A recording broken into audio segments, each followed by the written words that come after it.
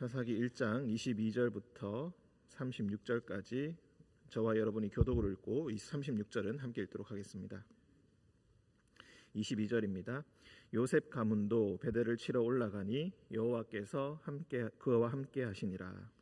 요셉 가문이 베델을 정탐하게 하였는데 그 성읍의 본 이름은 루스라.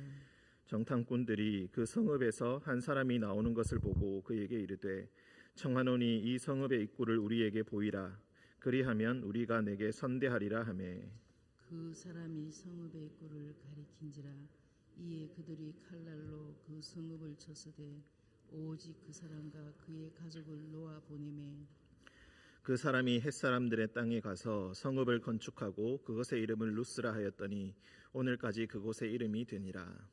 므낫세가 벳스안과 그의 딸린 마을들의 주민과 다안악과 그의 딸린 마을들의 주민과 돌과 그의 딸린 마을들의 주민과 이블로함과 그의 딸린 마을들의 주민과 무깃도와 그의 딸린 마을들의 주민들을 쫓아내지 못하매 가나안 족속이 결심하고 그 땅에 거주하였더니 이스라엘이 강성한 후에야 가나안 족속에게 노역을 시켰고 다 쫓아내지 아니하였더라. 에브라임이 게셀에 거주하는 가나안 족속을 쫓아내지 못하매 가나안 족속이 게셀에서 그들 중에 거주하였더라. 스불론은 기드론 주민과 나할롤 주민을 쫓아내지 못하였으므로 가나안 족속이 그들 중에 거주하면서 노역을 하였더라. 아셀이 악고 주민과 시돈 주민과 알랍과 악식과 헬바와 아빅과 르홉 주민을 쫓아내지 못하고 아셀 족속이 그 땅의 주민 가나안 족속 가운데 거주하였으니 이는 그들을 쫓아내지 못함이었더라. 납달리는 베세메스 주민과 벳아낫 주민을 쫓아내지 못하고 그 땅의 주민 가나안 족속 가운데 거주하였으나 베세메스와 벳아낫 주민들이 그들에게 노역을 하였더라.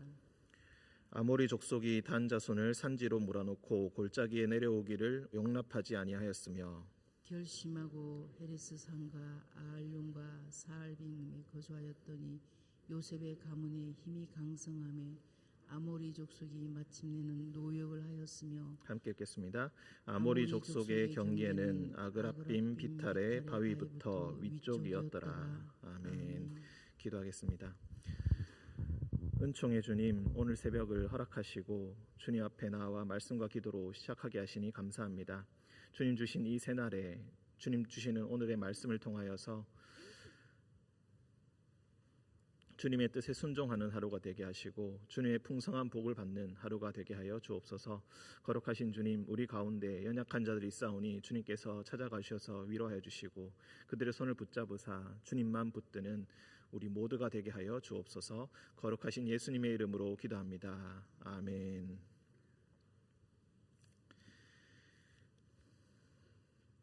네, 1장 22절.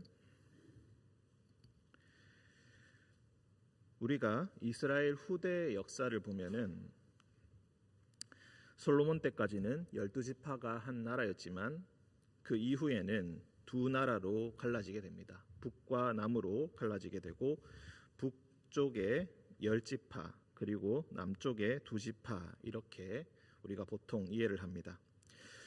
지금 22절부터 요셉 가문이 나오고 있습니다. 그리고 27절에 므낫세, 29절에 에브라임이 나옵니다. 우리가 모두 다 알다시피 므낫세 지파와 에브라임 지파는 요셉 지파입니다.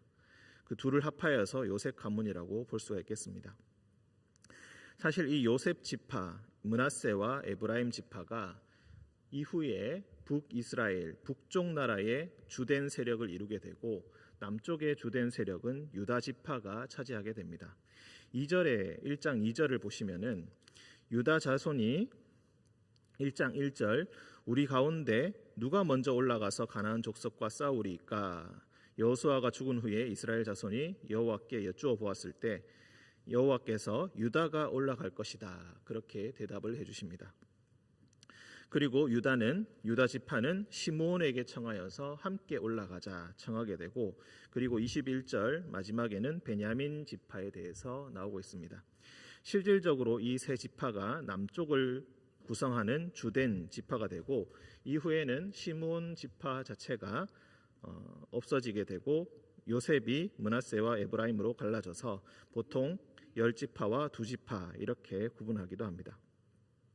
그래서 22절부터 36절까지 이야기하고 있는 것은 주로 북쪽 지파에 해당되는 그 지파들에 대한 내용이 나오고 있습니다.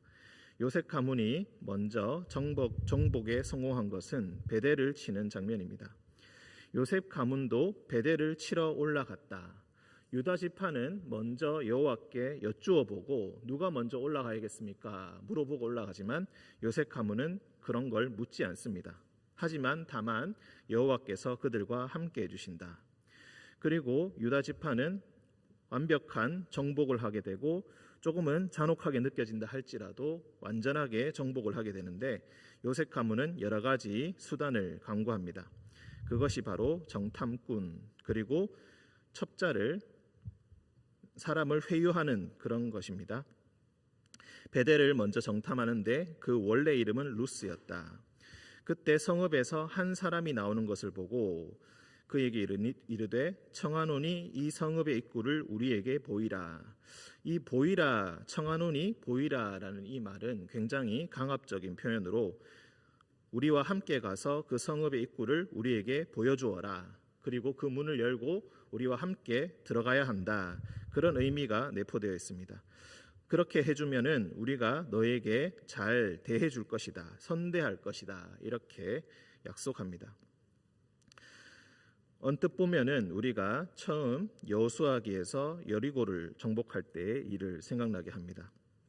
하지만 여리고에서 라합과 그의 가족의 사람들과는 그 사람들과 그리고 이 사람은 조금 차이가 있습니다. 이 사람은 성읍의 입구를 가리켜 줍니다.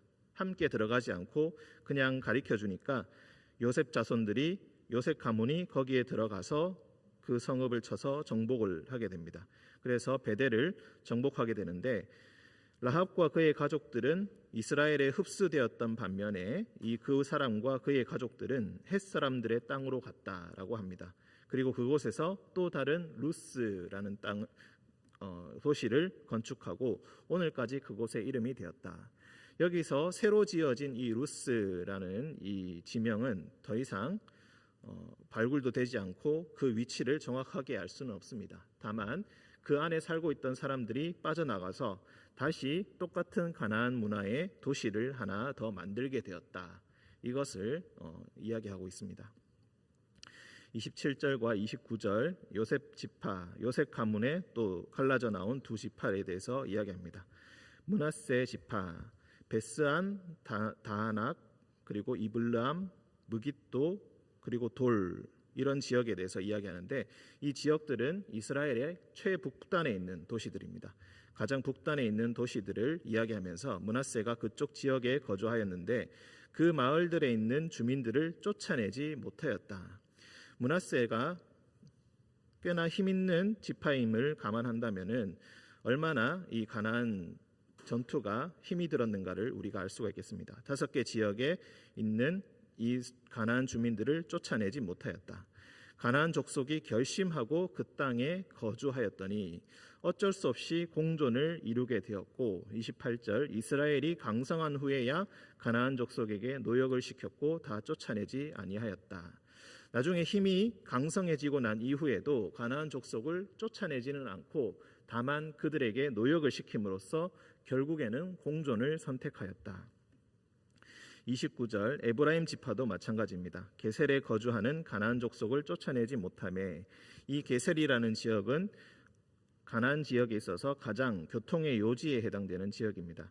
모두가 거의 다 산지로 이루어져 있기 때문에 북쪽과 남쪽 그리고 동쪽과 서쪽을 연결하는 길이 그리 많지 않은데 이 북과 남, 동과 서를 연결하는 그 중심에 있는 도시가 이 게셀이라고 볼 수가 있겠습니다. 그런데 이 게셀에 있는 가나안 족속은 쫓아내지 못하였다. 가나안 족속이 게셀에서 그들 중에 거주하였다. 그들 중에 거주하였다라는 이 말은 즉 에브라임이 우세 가운데 있긴 하였다 이런 뜻으로 우리가 이해할 수가 있겠습니다. 가나안 족속이 그 가운데 한 부분을 이루게 되고 그곳에서 자신을 굳건하게 지키며 그곳에 거주하였다. 30절 스불론 지파에 대해서 나옵니다. 스불론은 기드론 주민과 나할롤 주민, 다른 지역 자기가 받은 그 땅 중에서 기드론과 나할롤이라는 지역의 주민들을 가나안 주민들을 쫓아내지 못하였다. 그래서 똑같이 가나안 족속도 그들 중에 거주하면서 노역을 하였다. 즉 그들을 완전히 쫓아내지는 아니하였고 결국에는 그들에게 일을 시키며 우위를 점하게 되었지만 결국 공존을 선택하였다. 31절 아셀이 악고 시돈 알랍 악십 헬바 아빅 르홉 주민을 쫓아내지 아니하였다. 아셀은 더 많은 도시의 주민들을 쫓아내지 못하였다. 그러니 32절 아셀 족속이 그 땅의 주민 가나안 족속 가운데 거주하였다. 이 표현은 아셀 지파가 자신의 땅을 완전히 정복하지 못하고 그 땅에 사는 가나안 족속 중에 한 무리처럼 되었다. 즉 아셀 족속은 제대로 힘을 쓰지 못하는 그런 상황 가운데 놓이게 되었다. 이 뜻으로 우리가 이해할 수가 있겠습니다. 오히려 가나안 족속 중에 한 부분처럼 겉으로 보기에는 아셀 족속이 그 땅의 주인이 아니라 그 땅에 새들어 사는 한 사람처럼 그렇게 모습이 형성이 되었다. 33절 납달리 지파 벳세메스 주민과 베다난 주민을 쫓아내지 못하였다. 그 땅의 주민 가나안 족속 가운데 거주하였다.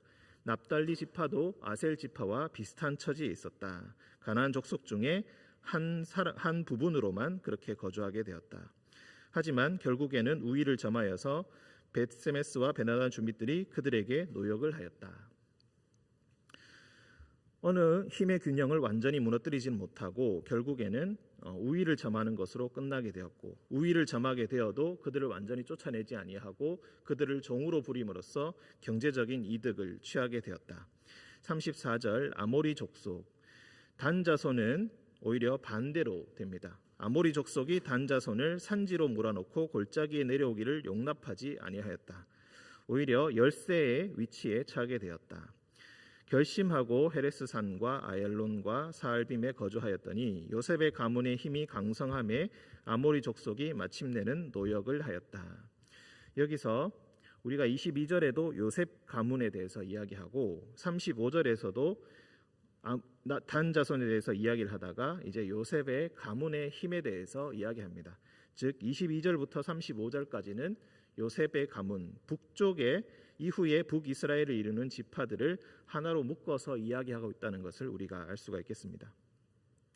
즉 2절부터 21절까지 나오는 유다 지파를 중심으로 한 남쪽과 그리고 22절부터 35절까지 나오는 북쪽 지파를 비교하고 있습니다. 여호와께 묻지 않고 다른 방법을 강구하고 강구하지 않고 이렇게 우리가 비교할 수 있고 결국에는 북쪽에 있는 사람들이 더욱더 많은 타협을 하게 되었으며 오히려 어떤 지파들은 열세의 위치에 놓이게 되었다.